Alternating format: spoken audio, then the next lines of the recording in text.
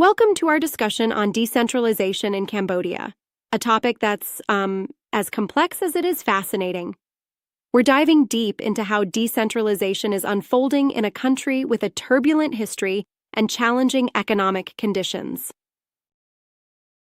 Yeah, truly intriguing. Absolutely. The process, as laid out in the working paper, really shows the struggle between central power consolidation and building grassroots accountability. Isn't that right? Exactly.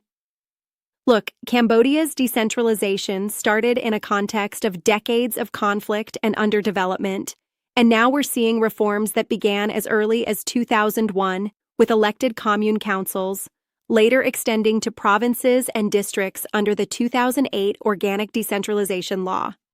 Yeah.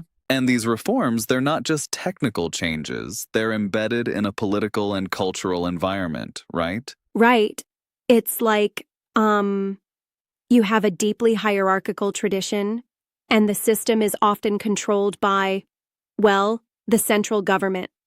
The paper explains that even though, the commune system made some strides in building technical capacity and encouraging citizen participation, there's also a risk that those reforms might be co-opted to consolidate power by the ruling CPP. Indeed. So, if I understand correctly, while decentralization could empower local voices, there's a strategic use by the central government to keep control over these processes? Yes, that's one of the key tensions here. The paper outlines how decentralization was partly spurred by the need to improve service delivery. Think rural infrastructure, local budgeting, and planning systems, but also as a way for the CPP to harness local structures to strengthen its legitimacy. The historical context is pretty staggering. Decades of conflict, the Khmer Rouge, the Vietnamese occupation, followed by power struggles. This history seems to have left an indelible mark on how the state functions. Absolutely. The tumultuous past only complicated things. For instance, the provinces used to operate with a lot more autonomy during periods when the central government was weak. But after 1993, centralization re-emerged through laws like the Law on State Financial Systems and later adjustments via the Provincial Budget Law. Yeah, makes sense. Speaking of provinces, the paper details how provinces, even though once relatively autonomous, currently operate mostly as arm extensions of the central government, right? That's right. Think of the provinces. Their budgets, for instance, are heavily controlled by central agencies. And while there's a governor's budget that's a bit more flexible, overall, they don't have substantial fiscal autonomy. And then we have the commune system, which seems to be the crown jewel of Cambodia's decentralization efforts so far. What are your thoughts on that? The commune system, established through those 2001 laws, was quite a breakthrough. It allowed for democratic elections at the local level, and for the first time, communication with rural populations became more direct. They set up mechanisms for planning, budgeting, even local accountability with things like public meetings and information boards.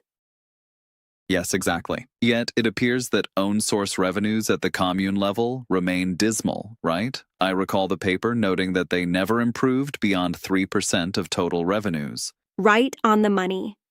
The own source revenues, mostly from administrative fees and local contributions, have actually declined over time. It's concerning, because without a strong revenue base, these councils remain largely dependent on central transfers and can hardly build genuine autonomy. That's a big challenge indeed. And then there's the whole issue of capacity. Many communes and even provinces still lack the proper human resource and technical capabilities to manage their services effectively. Am I getting that right?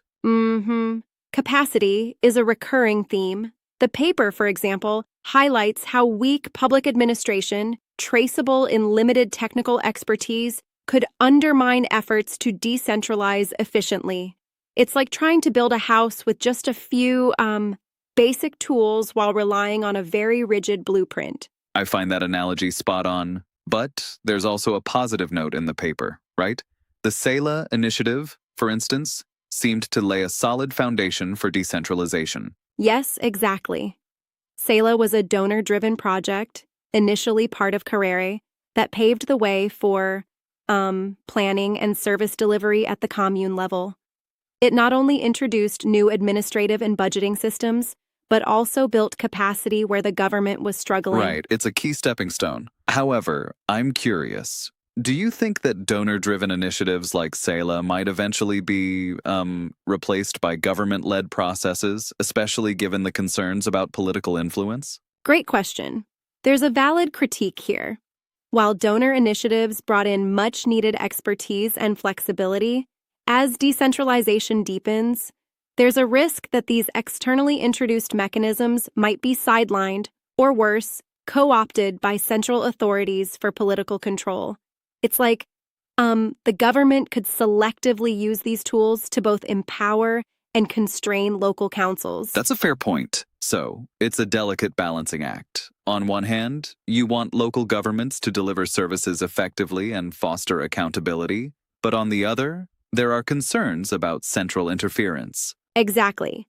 And the paper stresses that upcoming reforms, particularly with the introduction of indirectly elected provincial and district councils, need to carve out a clear, consistent framework.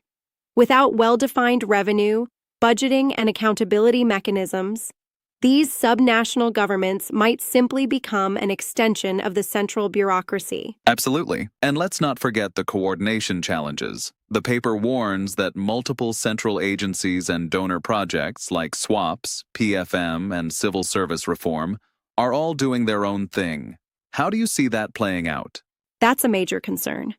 Even though the National Committee for Democratic Development, NCDD, was set up to coordinate efforts, it's under the strong influence of the Ministry of Interior. As a result, not every sector is on the same page, and these uncoordinated efforts could lead to fragmented policies. Right. Fragmentation is a risk. It seems like the success of decentralization in Cambodia depends heavily on striking the right balance between empowering local bodies and not letting them be overrun by central directives or donor agendas. Exactly. And there's also the challenge of ensuring that any gradual capacity building doesn't stall. The paper suggests that a careful, measured approach might be best to avoid too rapid a decentralization, which might lead to systemic collapse, or at least inefficiencies. I do wonder, though, aren't there political pressures to move quickly? It seems like there's a tension between the ideal of gradual capacity building and the political need to show progress. That's a well-taken point. There is definitely the risk of political impatience. The longer the central government holds on too tightly, the more it might risk undermining the very accountability it seeks to promote.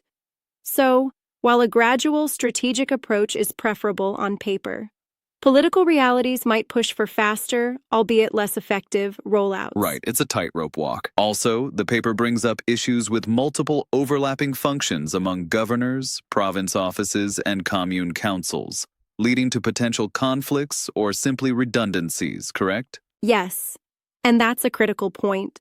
With both the governor's budget and the commune funds operating under different rules, plus the myriad of departmental interventions from ministries like economy and finance, planning, and rural development, you have layers of complexity that can be quite hard to navigate. Certainly a maze. And that complexity might, in turn, hinder transparency and accountability. Local citizens might end up confused about who is responsible for what, and that could lead to inefficiencies and, worse, corruption. Right. The paper's emphasis on participatory mechanisms like planning forums and public information boards is an attempt to address that. However, the genuine engagement of communities remains a challenge. Participation can often be, perfunctory, catering mostly to local elites rather than true grassroots empowerment. I agree. I also noticed how the paper cautions about the possibility of political co-optation. Particularly with the CPP, could there be undue influence on the decision-making process at even the lower levels? Yes, that's a contentious issue. On one hand, the success of local service delivery projects helped to build some local legitimacy. On the other, the dominance of the CPP in council elections raises significant concerns about whether decentralization is truly about democratizing or merely about perpetuating one-party control at a local level.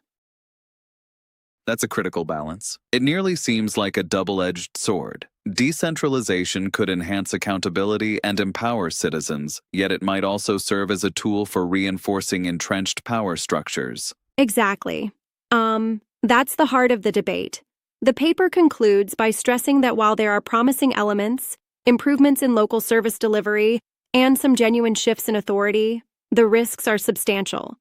There's an open question on whether these decentralization efforts can overcome the traditional hierarchical mindset and build a truly accountable local government that can operate independently.